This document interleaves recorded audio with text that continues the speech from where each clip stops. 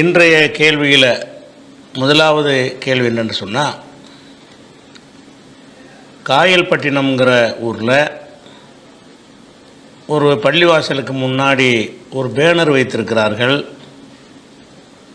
அந்த பேனரில் வைத்திருக்கிற அந்த வாசகம் இஸ்லாமிய அடிப்படையில் சரிதானா என்று சொல்லி அந்த பேனரை அனுப்பி இந்த கேள்வி கேட்டிருக்கிறாங்க. அந்த பேனரை நீங்கள் பாருங்கள். இதில் என்ன சொல்லப்படுதுன்னு கேட்டால், 1000 லைலத்துல் கத்ரை விட சிறந்தது நபிகளார் பிறந்த தினம், 1500வது திருவிழா கொண்டாட்டம் அப்படின்ட்டு ஒரு பேனர் வச்சுருக்கிறாங்க. அப்போ இது நபிகள் நாயகம் ஸல்லல்லாஹு அலைஹி வஸல்லமுடைய 1500வது பிறந்த நாளை கொண்டாடுறாங்களாம். இந்த கொண்டாடும்போது இந்த பிறந்த நாள் எவ்வளவுக்கு சிறந்தது என்று சொன்னால் 1000 லைலத்துல் கத்ரை விட சிறந்தது அப்படின்னு சொல்லி போட்டிருக்கிறாங்க. அப்போ இது இஸ்லாமிய அறிவு எவ்வளவுக்கு அந்த பகுதி மக்களிடத்தில் சூன்யமாக இருக்கிறது என்பதற்கு இதை விட ஒரு ஆதாரம் இல்லை. இஸ்லாத்தின் பெயரால் நீங்கள் ஒரு கருத்தை சொல்வதாக இருந்தால் அது குர்ஆனில் இருக்க வேண்டும், அல்லது நபிகள் நாயகம் ஸல்லல்லாஹு அலைஹி வஸல்லம் சொல்லியிருக்க வேண்டும். இல்லை 1000 லைலத்துல் கத்ரை விட சிறந்தது பிறந்த நாள் என்று அல்லாஹும் சொல்லவில்லை, நேரடியாகவோ மறைமுகமாக கூட சொல்லவில்லை. நபிகள் நாயகம் ஸல்லல்லாஹு அலைஹி வஸல்லம் அவங்களும் சொல்லலை. அப்போ அல்லாஹ்வும் ரசூலும் சொன்னாமல் இதை மண்டையில் இது உதித்தது. எவனோ ஒரு அறிவியனுடைய மண்டையில் உதிச்சா அதையெல்லாம் மார்க்கமாக்கிடுவானுங்களா? இது எப்படி, எங்கேருந்து கண்டுபிடிச்ச? இதை 1000 லைலத்துல் கத்ருங்கிறத 1000 மாதங்களை விட மேலானது என்று குர்ஆன் சொல்கிறது. அப்போ குர்ஆனில் 1000 மாதங்களை விட மேலானது என்று அல்லாஹுவால் சிறப்பித்து சொல்லப்பட்ட ஒரு இரவை இழிவுபடுத்துகிற விதமாக 1000 லைலத்துல் கத்ரை விட நபிகள் பிறந்த தினம் சிறந்ததுன்னு சொல்கிறிய. இப்படி சொல்வதாக இருந்தால் இது எங்கேருந்து இந்த கருத்தை எடுத்தாய்? இதை சொன்னால் யார் சொல்லியிருந்தாலும் மடையனாக தானே இருப்பான்.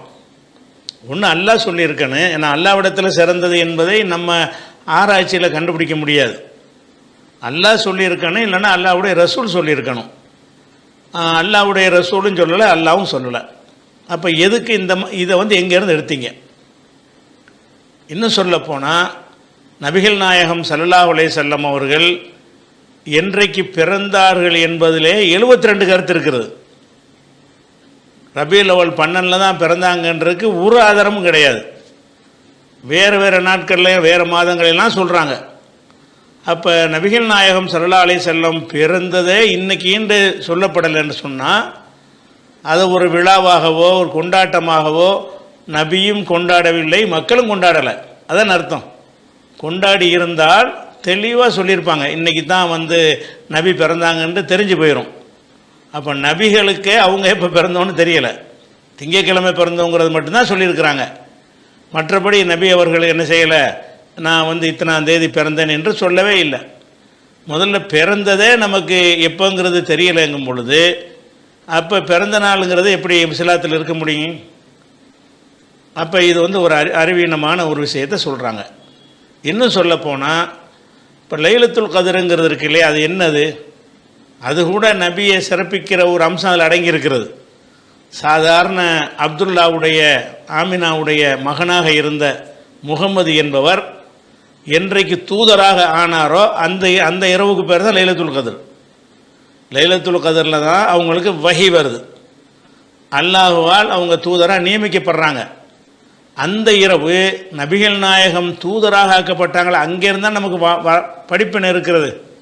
வழிகாட்டுதல் அவங்க பிறந்ததுலேருந்து வழிகாட்டுதல் இல்லை. அவங்களோட 40 வருஷ வாழ்க்கையை நம்ம பார்க்க தேவையும் இல்லை, அது பதிவு செய்யப்படவும் இல்லை, அது பாதுகாக்கப்படவும் இல்லை. நமக்கு தேவை எதுன்னு கேட்டால், அவங்க என்றைக்கு இறை தூதர் என்று மக்களுக்கு சொல்ல ஆரம்பித்தாங்களோ அன்றிலிருந்து தான் நம்ம நபிங்கிற ஒரு அந்தஸ்து கொடுக்கக்கூடிய நிலைக்கு வர்றாங்க.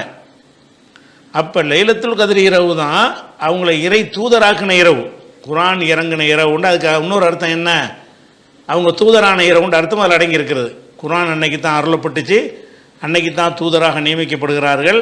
அல்லாவின் தூதராக நியமிக்கப்பட்ட காரணத்தினால் அது வந்து ஆயிரம் மாதங்களை விட சிறந்தது என்பதற்கு ஒரு ரீசன் இருக்கிறது. ஏன்னா அதில் ஒரு வழிகாட்டுதல் இருக்கிறது. தூதர் ஆனதில் இருந்து தான் நமக்கு தொழுகை, நோன்பு எல்லாமே கிடைக்க ஆரம்பித்தது. ரசூலுல்லாஹ் பிறந்த முதல் வருஷம் உங்களுக்கு என்ன கிடைச்சி? ஒன்றும் கிடைக்கல. ரெண்டாவது வருஷம் என்ன கிடைச்சி? ஆன்மீக ரீதியாக உங்களுக்கு என்ன கிடைத்தது? ஒன்றுமே கிடைக்கல. ரசூலுல்லாஹ்வுடைய 10 வயசில் நான் சமுதாயத்துக்கு என்ன கிடைச்சி? ஒன்றுமே கிடைக்கும். அவங்க ஒரு சாதாரண ஒரு குழந்தை, அவ்வளோதான். 20 வயசில் என்ன கிடைச்சி? அவங்க சாதாரண ஒரு வியாபாரி, அவ்வளோதான். அவங்களோட 40 வயசு வரைக்கும் இந்த உம்மத்துக்கு எந்த ஒரு வழிகாட்டுதலும் அவங்கள்ட்ட வரவே இல்லை. அப்போ வழிகாட்டுதல் எங்கேருந்து ஆரம்பிக்குதுன்னு சொன்னால் தூதராக நியமித்ததில் இருந்து தான் வருகிறது. அப்படிப்பட்ட ஒரு சிறப்புமிக்க இரவுண்டு அல்லாஹ் குர்ஆனில் சொல்லும் பொழுது அதை விட 1000 மடங்கு ஒன்று இருக்குன்னு ஒரு சொல்வனாக இருந்தால் இவன் எப்படிப்பட்ட அல்லாஹ்வுடைய எதிரியாக இருக்கணும்? இப்படி சொல்லக்கூடியவன் அல்லாஹ்வுக்கு இப்போ எப்படிப்பட்ட எதிரியாக இருக்கணும்?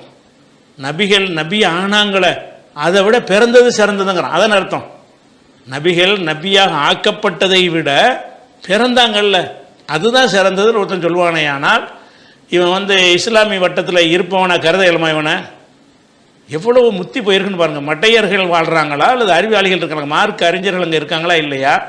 இது என்னடா வாசம், எங்கேருந்து அதை எடுத்தீங்க? வாயில் வந்ததெல்லாம் இதை வந்து இஸ்லாம்ங்கிற பேரில் பரப்புறீங்களா? இஸ்லாத்துக்கு இது இழுக்கு இல்லையா? இப்படி இந்த மாதிரி ஒரு விஷயத்தை நீ சாபி, ஹனபி, மாலிக்னு சொல்றிய, இந்த ஆளுங்களாவது சொல்லி தொலைச்சிருக்காங்களா? லைலத்துல் கதரை விட நபி பிறந்தது 1000, அவங்க சொன்னாலும் நம்ம ஏற்றுக்கிட்டு தேவையில்லை. இல்லை அப்படியாச்சும் இருக்கான்னு கேட்டேன். ஒன்றும் கிடையாது. அதான் என்னன்னு கேட்டால், இவங்களுக்கு என்ன நினைக்கிறாங்களோ அதை இஸ்லாம்னு சொல்லணும். இஸ்லாத்தின் பேரில் கருத்து சொல்வதற்கு எந்த ஒரு பேசும் உங்களுக்கு தேவையில்லை, எந்த ஒரு அடிப்படையும் தேவையில்லை, எந்த ஒரு ஆதாரமும் தேவையில்லை. மனசில் பட்டதெல்லாம் சொல்லுவோன்னு இருப்பார்களே. ஆனால் அப்போ காயல்பட்டினத்தில் உள்ள அந்த பகுதியைச் சேர்ந்த இந்த ஆலிம்கள் வந்து அறிவினர்களாக தான் இருக்கிறாங்க. வெகுஜன மக்கள் நீங்கள் கேள்வி கேட்கணும். இதுக்கு எங்கேருந்து எடுத்தீங்கன்னு கேளுங்க போய்.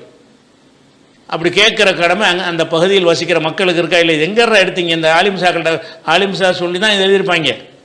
அந்த சொன்ன அந்த ஜாஹில்சா யாரவன் எங்கேருந்து அதை எடுத்த நீங்கள் கேட்டு கேள்வி கேட்கறதன் மூலமாகத்தான் வாயில் வந்ததையெல்லாம் பரப்பக்கூடிய இந்த தன்மை வந்து ஒழியும். அதனால் நபிகள் பிறந்ததுக்கு எந்த ஒரு முக்கியத்துவம் இஸ்லாத்தில் கிடையாது. நபியாக ஆனாங்கள்ல அதுதான் முக்கியத்துவம் இருக்குது. இதை வந்து விளங்கிக்கிறணும் தகவலுக்கு.